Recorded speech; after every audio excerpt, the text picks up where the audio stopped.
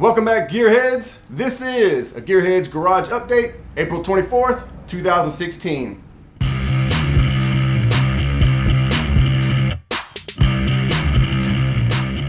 A lot has happened since my last update video. Too much to actually put into one video. So, I picked out 7 highlights that I thought you'd find most interesting. I'll start by listing off those 7 highlights before we get into them more thoroughly. The first update will be on the '87 Chevy Truck. It was backed into and also had the seats reupholstered. The second update is on the LS engine test stand. We've mounted a radiator, cleaned up the harness, and it's looking a lot better. The third update is that I have to get out of the military at the end of this year, so I'm preparing to move, looking for new employment, shuffling all kinds of different thoughts. The fourth update will be over another truck LS intake that I shaved and used a 2-part epoxy to reinforce the top. The fifth update will be on the Turbo LS 1992 Camaro build and its current status. The sixth update will be on the Holley EFI Class that me and my buddy Davey attended. The seventh and final update will be over the new AGearHead4Life t-shirt.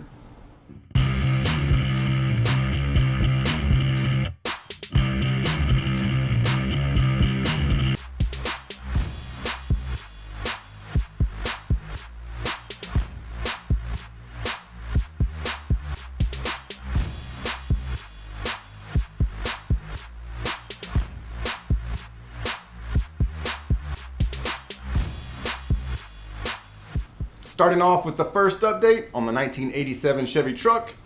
I had gone to a gas station, pulled in, parked, and as soon as I started to enter the store, I heard a crunch. Looked back to see a young man parked next to me had backed into the side of my truck.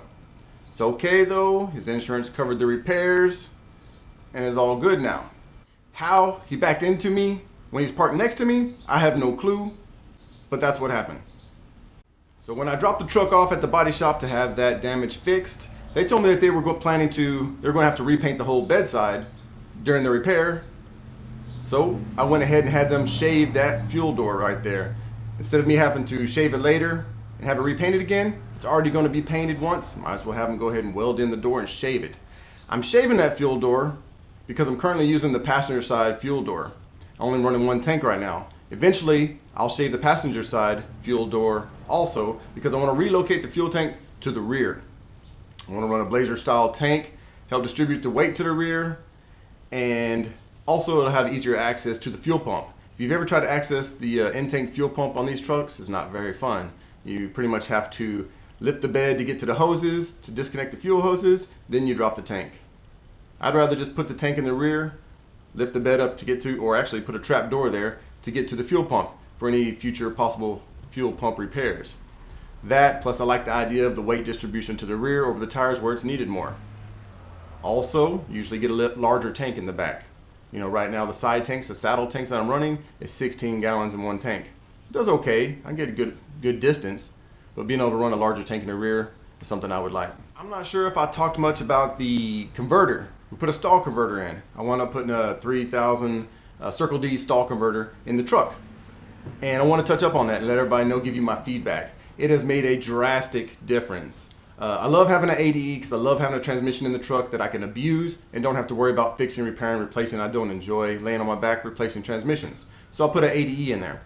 Well, I've always blamed, like on my last truck, I always blamed the first gear ratio in an ADE, which is different than a 60E, for being why it's a slug off the line and how much it sucked.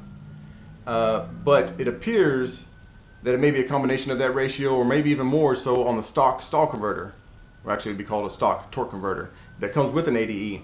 Because by putting that 3000 stall in there, I've eliminated any bog issues coming off the line. The truck launches crazy. It drives more like a sports car now with a 3000 stall. It moves. There's no longer a slow launch. It just goes, and I can't even floor it from a dead stop. I have to ease into it because it'll kill the tires at will without touching a brake. I mean, I could be rolling through a light, halfway through a light, and floor it. Ow! Light them up. It's pretty bad. But I need to catch video of that because it drives like a whole new monster. There's a lot of video that I need to catch, but that one needs to be soon. Big difference there, or to try to get it, make it short and sweet. The stock stall converter, torque converter, keeps the engine down. It engages the engine to the wheels at a lower RPM when the engine's not really in its power band yet, where it likes to be and likes to get it. You know, these LS engines love high RPM. You know, they really start pulling over 3,000, 3,500 RPM. So by having a stall converter in there, it allows the engine to not be fully engaged with your tires, to keep it simple, at a higher RPM once the engine's in its power band. That's what helps so much. I've also installed H4 conversion housings in the C10, and I used a LED H4 bulb. I haven't had time to really play with them much, adjust them, make sure they're pointed right, and to see how well they're working overall, or maybe even oncoming traffic is one thing I'm concerned about. I've been told that the LED bulb and also like an HID bulb should have a projector style housing, but I didn't want a projector housing in my C10 because I can't stand that little circle in the middle of the housing on the front of my truck. It doesn't match, it doesn't look right. It just looks like it doesn't fit, almost like Euro tail lights on these, right? So I was trying to get away from that. I didn't run them. I'm running just a regular H4 conversion housing with a bright LED H4 bulb, and I'm liking it. I can see everything now. I can see very well. And I did not have to modify the harness. They just plugged in right to my factory harness. That's how they come. I guess the H4 plug is like that. Plugged right in, works great. Also, another benefit besides the fact that I can see everything is that people see me. I've noticed people stay out of my way now. When I'm coming down the road, they used to pull out in front of me sometimes, and which is annoying, especially since I'm usually driving a little bit faster than everybody else. But they stay out of my way now. They see the bright lights, and it just makes them hold off, I guess, before they pull out in front of me. I've got a little clip riding around the other night. Like I said, I haven't had these lights in for long, but I have a little clip of driving around at night. You might be able to see something. I know these videos don't usually do justice of how it looks or the difference, but I got a clip of driving down the road. Check it out. Hey gearheads, just thought I'd catch a little video of the headlights, what they look like at night. This is the first chance I've gotten to drive the truck at night. I'm not sure that this camera is actually capturing the color correctly, and my windshield's dirty, but I just thought I'd capture a video for you so you get an idea what they look like. I'll turn the lights off and then back on. Looking on my phone right now, I'm recording with my phone. The light doesn't look anything unusual, but looking at it in person though, stuff almost, it has a different color glow to the thing. Those rocks up there in front of me, they have a different color glow. But yeah, these lights are definitely brighter, way brighter than the factory sealed beam bulbs that come in it. These trucks, I'm gonna go off the road there. Yep, there it goes. All right, but catch some video driving down the road. You see it shining up in the trees over there? People have mentioned that these LED bulbs should be used with a projector style headlamp to control the beam, and there's probably evidence of that there with the light shining off in the up high. And can you see that stop sign is glowing compared to what it used to do with the factory bulbs? But I catch some video driving around, and you get to see what it looks like. Watch that speed limit sign. I'll have to watch the video later to see if it's doing justice compared to what I see in person. But all the reflectors are glowing way up the road. You would have never seen that before with the factory bulbs. One is, yeah, they might be shining up a little bit higher, but the lights are definitely brighter.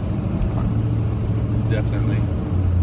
I don't have the LED headlights in my high beams right now. I'm gonna turn them on, see what they do different. I think the LEDs stay on with my high beams now, so it lights up.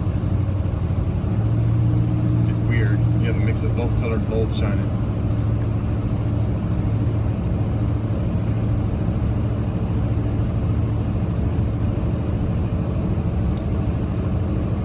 Yeah, too bad I didn't set up a way where I could switch between a regular bulb and the other. But me driving it myself on my own, from the view that I have, not the camera, this is a huge difference in brightness. And this is my first experience. I mean, I haven't driven maybe a block before I stopped and busted out the camera so that I can capture it with y'all, and y'all would get, you know, see what I'm seeing at the same time. So I can't give you a lot of feedback besides the fact that it's freaking bright. I'll drive on it, you know, a couple more nights and get some more opinion into what I think about it. I'm wondering how many cars are going to flash me, you know, how wide is my spread. No, I did not set up the bulbs, you know, aim them in yet, because I haven't messed with the truck at nighttime yet to even put it on the wall and dial the bulbs in to make sure they're aimed right. But so that's something I need to do still. Maybe that'll help.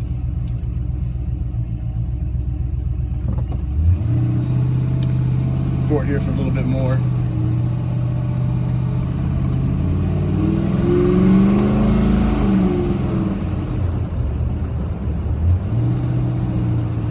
But actually it's kind of lit up over here, so it's not going to help much. Alright, that's it guys. Have a good night. On to my seats. Y'all know I love these seats. I've talked about them before. Got the install video of how I got them in my truck. They're the 60/40 split bench seat out of a 95 through 99 Chevy truck. Mine were looking pretty rough. No matter how ugly they were comfortable. I finally got the opportunity to get them re-upholstered, and they're looking a lot better. They match the truck now. That tan that was on them before just didn't fit the color of the interior. There's a before, and you got a little after picture, and I'm happy.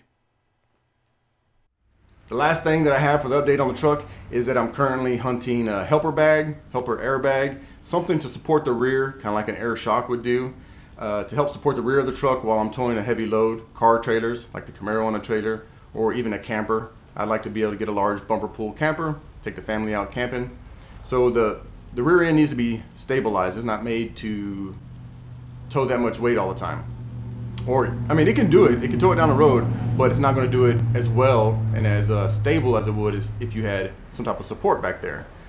So I'm looking, the best way I can think right now would be a helper bag, maybe a air over leaf, which is where that air helper bag will actually go on top of the leaf spring to the frame, because I don't have much clearance from the axle to the frame like a helper bag would normally do, because it's been lowered and it's got a flip kit. The axle's on top of the leaf. The reason I want this is because I work with this truck. I work a lot with this truck. Haul dirt in the back, engines in the back. Car trailer, plan to be able to tow my car trailer all the way back to Texas. And camper, I'd like to get a camper to take the family out camping. So I'm gonna have a big load behind this truck, and I want helper bags to help support that load. The spring rate of this truck has not been modified, so it's still able to do everything a half-ton truck would do. I've just relocated the axle, which is what lowered it. And my point is, though, that any half-ton truck would benefit from some type of support in the rear when hauling a heavy load trailer.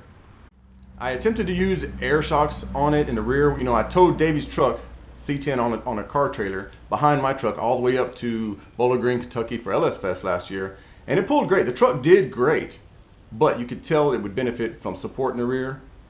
I attempted to use air shocks at that time, but the shock mounting points need to be relocated because those air shocks were bottomed out. The second update in a Gearhead's garage is on the LS engine test stand. You've all seen it before, but I'm going to show you the changes that have happened since the last time you saw it, which is quite a bit.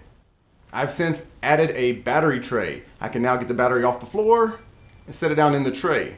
The big benefit of that is it allows me to slide, to roll the thing outside when I run it, if I want to, and roll it back in easily. Before, I'd have to pick up the battery and try to push the engine stand with it and back in. It's a pain in the butt. That battery tray means a lot to me. Easily move it around without having to pick up anything now. It's great. Also, since the last time you saw it, I've constructed a mount for the front and put a cheap aluminum eBay Honda 2-core racing radiator on the front. See, I took a junkyard electric fan. I think I got it off a Cadillac. It was 2 fans. I cut it in half and used one to adapt it to that radiator. Fabbed up a mount to the test stand. Now, it's not all just welded together. It breaks down.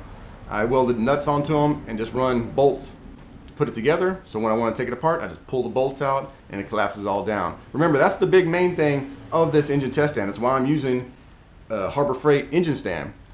If I could go construct a full-size engine test stand like you usually see, which would be, strong and safer. But the purpose of this is so that I can easily collapse it and move it to wherever I get moved to next. I can take it with me anywhere I go, plus it double purpose as building the engine on it, and then once it's built, I can crank it up on it. So yes, that little bitty Honda radiator did the job. I've run engine on here for 45 minutes so far. I let the engine get up to about 225 degrees before kicking on the fan, and the fan and the radiator had no problem bringing it back down to whatever the thermostat was, 186, I know it's supposed to be a 195 thermostat, but it got down lower than that even. The radiator does great, the fan does great. I'm loving this setup. The test stand now has a gauge and switch panel that I throw 2 bolts in the back of the head to hold up currently. That panel has a push start now. I don't use the little handheld gun anymore. Just a button, you push it to start, after flipping the on switch on, of course. Push the button, start it. It has gauges across the top for oil, water temp, and voltage. And then underneath, you can't see very well because it's underneath, hidden to the side, is an OBD2 port. Right there I plug in a Bluetooth dongle and connect it to my extra Droid phone that I don't really use. It's, doesn't have service. The only purpose of it is to read the gauges. I'm using my truck every day. Might need to do a whole video of that because I get a lot of questions about it. I'll take that Droid phone, stick it on the little gauge panel there. It'll read through Bluetooth and show me all of the different sensors in the engine.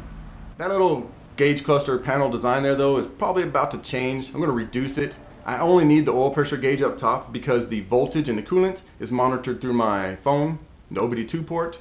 So I'm going to reduce its size greatly and probably mount it to the intake so I have less bolts to take out of the engine when I remove my test stand setup. As I was building this LS engine test stand, I was focused on presentation. I was planning to shave the intake, hide the computer in the back to where you don't see the computer, the harness, have an awesome little gauge panel there. But then it hit me and I realized the purpose of this stand is to test engines, and I do it often. I've noticed that it took me time to unbolt the computer from one side, unbolt the gauge panel from another side, and all the little wires to disconnect. It was taking time to add it up because I had to quickly take the test engine off, the mock-up engine, test engine, whatever, take it off the stand, put my buddy's engine on the stand, test it out for him, take his back off, put mine back on. All that off and on was a lot of removable parts that took up more time. I realized I don't really need presentation so much. What I need is speed. I need to be able to be done quickly. So I've changed my approach. I'm not going to shave the intake anymore. What I've done is I've mounted the computer mount to the top of the intake. Definitely doesn't look good, but it's functional and it's fast. I no longer have to unbolt the computer from the back of the engine where I had it. Computer's mounted on top, stays there, never has to come off. Nor does the harness. It can stay there too. You just unplug it from the things that stay on the engine, like the crank sensor and the coils. Also the gauge panel, that's my next step. I need to take it off right now. It bolts to 2 bolts to the back of the head. I'm gonna take it off there, make it smaller, put it on the intake. That would make everything all in one. All in one. It'd all just stay on the intake. It's already bolted there now. Just need to put the gauge switch panel on there next. Make an all-in-one system that I can I realize not only switch out off the test stand quicker and easier, I realize it's portable now. I could carry this thing to a salvage yard, throw it on any engine, spray a steady stream of starting fluid, crank it up right there in the junkyard, as long as it's got a battery. I guess I might have to take a battery, you never know. I'm probably not gonna take my fuel source with me because that's more stuff to carry. I want to just carry this and a can of brake clean or starting fluid. Bolt it onto a junkyard motor, fire it up right there in the junkyard, or say I'm buying one off Craigslist and want to make sure it runs before I get it. Same thing. I'll be able to crank it up anywhere. A portable LS engine tester. As you can see, the harness has been cleaned up. It looks a lot better. What we wound up doing is I came across pretty much a trash LS truck harness in the junkyard that had been cut in half. Salvage yards, when they pull the engines, they don't care. They just cut it in half. Even though it was right there at the computer, they could have just unbolted the computer, right? They don't care. So it was trash, basically. I grabbed the trash, it's free, decided to make something out of it. So, since it was cut in half, we had to solder all of the wires back together. And I knew that I wanted to make a custom harness for my test stand. We made it for the test stand. We took every wire separately. Me and my buddy Robert Wallace, we took every wire separately, ran it down the back of the engine like you're doing a ponytail in your daughter's hair. Ran it down the back of the engine, cut them to length. Some of them we had to extend, soldered them back together, and made the harness a lot shorter and a lot cleaner. We're able to eliminate the transmission wires because there's not going to be a transmission. That's all of it there. I made this a little bit long because I didn't know where I was going to put the computer. Thought maybe down on the stand somewhere, so it's a little bit longer than needed, but it works well. A little fuse block. Then we got power wires. All I got to do is give power wires that are on my gauge switch panel. We used a braided split loom you can find on eBay. It's pretty cheap. Gives it a great look though. But as you can see, the truck harness usually comes down from about right here, down the front of the engine, as you saw in my other videos. It looks pretty crappy. Actually, in my other videos, you'll see the computer dangling from this harness right here. I had nowhere to put it, I just let it dangle. Now they're all run towards the rear, the back. You can have the alternator plug, coolant plug. Everything's here. You can also see how it just stays on the intake and it's fine. I don't currently have an engine to show all this on. I've cleared out a lot of my inventory here as I'm preparing to move. Otherwise, I would show this in action. But maybe I'll be able to borrow a buddy's engine or pick up another one and catch a video of it and do a whole video just focused on the LS test stand. My third update is that I'm preparing to move. I have to get out of the military at the end of the year, so that means I'll be moving back home to San Antonio, Texas from Huntsville, Alabama. I've been selling off any projects that I wouldn't have time to finish because the cost of me moving home is dependent on weight. So of course, messing with cars, there's a lot of weight here. So I've sold off any extra engines, any car parts, any stuff that I had, which actually had quite a bit, but it's gone. I've been working on that the past couple months and got rid of pretty much everything. I'm still shuffling through things to make sure that I've got rid of everything I won't be able to finish. And then also trying to finish the projects that I still have left, because I didn't want to get rid of everything. You know, I'm still building the 8.8 rear ends, 3 of them. I didn't want to get rid of those, and that's a lot of weight. I need to get one actually underneath the car, not get rid of it. But yes, shipment, moving home, getting rid of, reducing weight. That's one reason why you haven't heard much from me. It's been, what, 3 months since my last update video, but also because I started taking night classes after work, went back to school, trying to work on a little edumacation, and that ate up a lot of time. I don't have much spare time at all now. So that rolls into the rest of this year. And the rest of this year I'm going to be preparing to move, that not only getting rid of extra stuff, but I own this, not own, mortgage, right? I'm buying this house, so that means I have to prepare this house to sell. I have to paint the walls, do the carpeting, make sure everything's right, get it listed, and get it sold. So I have a lot of work to do, and it's likely that you won't see a lot of videos this year. I'm going to do my best because this is my passion and what I love, but you won't see as many as you did last year, more than likely. Currently, I get 1 day a week to do something in the garage. 1 day a week break, and that's when I work in the garage. All through the week, I work a full-time job. After work, I go to classes. Sundays, I try to spend time with the family. Saturday is my day to try to get project done, or some progress at least. And if that Saturday is going to be consumed by painting walls in the house and getting flooring done, that's going to eat up a lot of my time to be able to make a video. Because also right now while I'm making this video, I'm not making progress. This little video you're watching now will probably take me all day today to make. Since I said I have to get out of the military and I'm moving home, that means I'm also going to need new employment. So that's another thing I'm shuffling, trying to make a decision on. What will I do to support my family, 3 children, and my wife, and 2 dogs? So I'm shuffling ideas for that, but I'm maybe using this opportunity to start a business. It's on my bucket list. I don't want to be at the end of my life looking back, wishing I had tried it. So I think I need to take the leap and open an automotive business. So very well, this YouTube channel could turn into a blog on a gearhead trying to start a business. Fourth update in a gearhead's garage is another shaved truck intake. I did this intake for a customer. I usually don't take on side jobs because, like I said, I don't get much time to do that. Actually, doing this job reminded me why I don't take on side jobs. But we did some bartering and I said I would do it, so I did it. Took me a long time, but I finally got it done. Now the difference here is, yes, I shaved it and plastic welded it just like in my plastic welding shaved intake video, but I reinforced the top of this one with a 2-part epoxy called Panel Bond from 3M. It looks like this. I like this stuff. It looks strong. It's got a good reputation, so I figured I'd be using it pretty often, so I went ahead and got the applicator gun for it too. Now the applicator tool is not very cheap. If you don't plan on doing more than one, you probably don't want to buy the gun. I think together for the Panel Bond and the gun was 75 bucks on eBay. You can get the Panel Bond by itself for 40 bucks. It's expensive, but it's good stuff, and I believe it's worth it. Now, what I've heard of people doing that didn't use the applicator gun is they'll just stick a screwdriver down the end, making sure to pour out equal amounts, or excuse me, push it equal amounts on each side, because you're not going to get equal amounts with the larger tube on one side.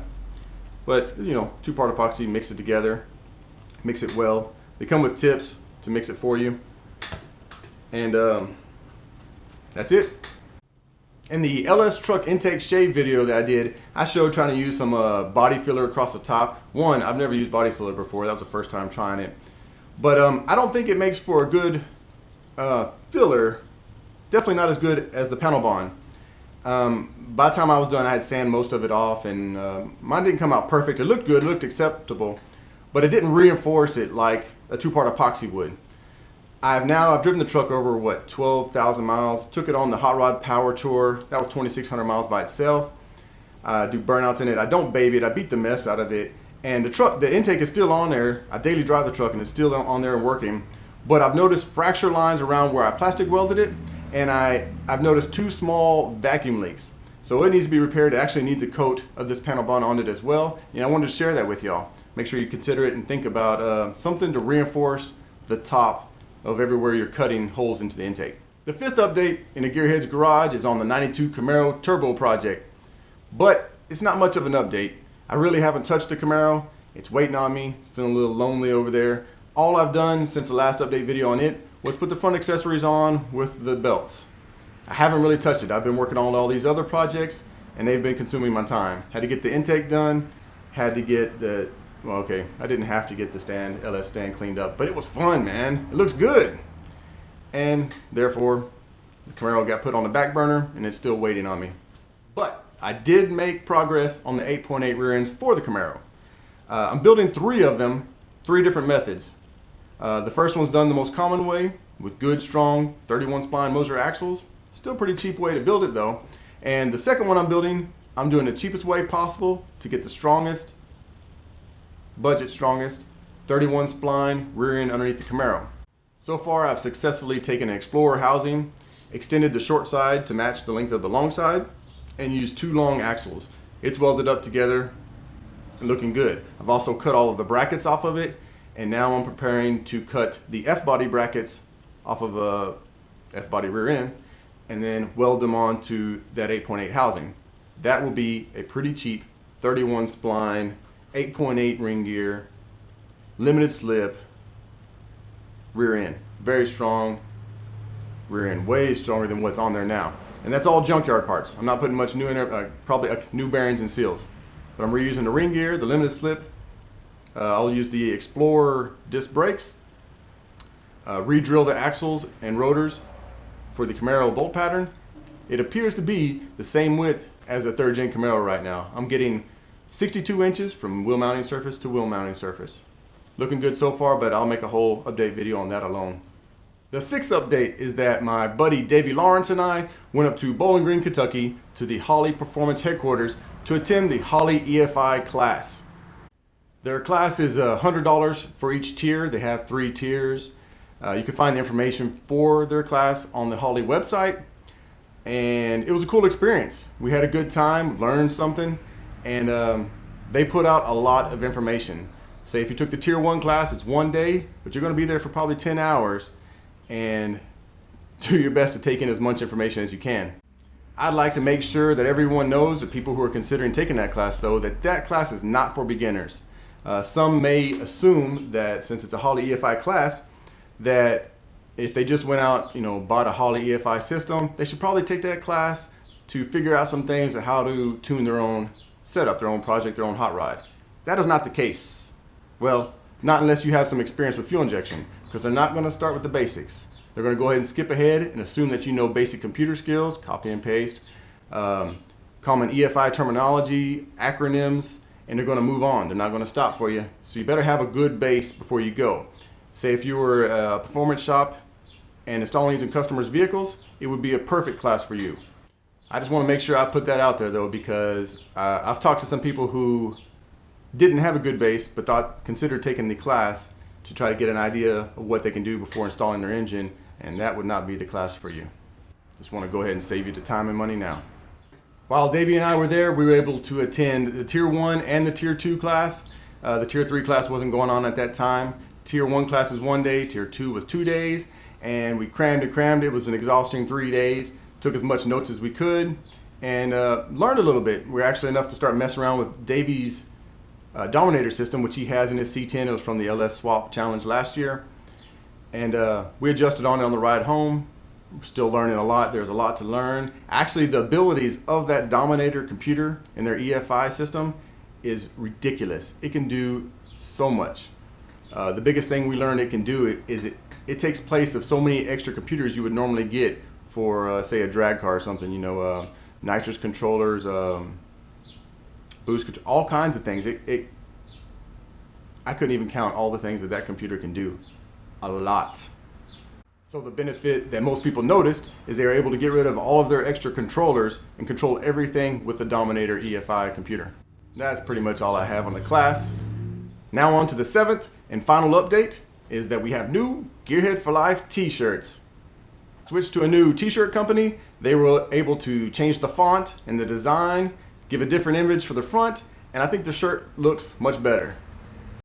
I keep common sizes of these shirts in stock in black and gray, but I'm able to get any color you want. You can see there's a blue and red behind me.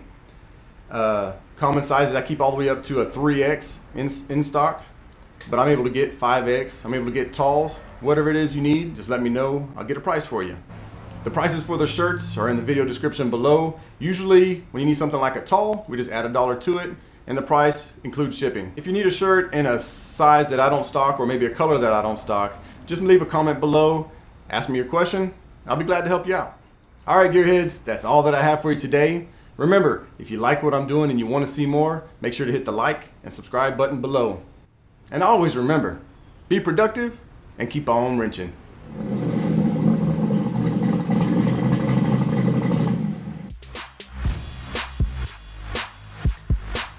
If you want something, you've got to make it happen. It's not going to happen by itself.